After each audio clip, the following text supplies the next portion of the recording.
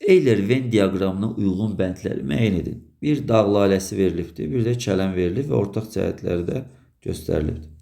Yumurtalığında birdən çox yumurtacıq olur. Dağ laləsi qutucuq meyvədir, kələm buynuz meyvədir.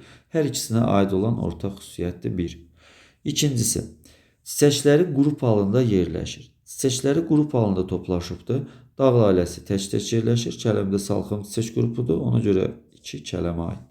Çiçək yanlığı eyni cür yarpaqcıqlardan təşkil olunmuşdur. Deməli, çiçək yanlığı eyni cür yarpaqcıqlar dediyi üçün biz bunu dağ laləsinə aid edəcəyik. Çünki yarpaqcıqlar oradadır. Çiçəkləri tək-tək yerləşir. Tək-tək yerləşən yəni dağ laləsinə aid olan xüsusiyyətdir.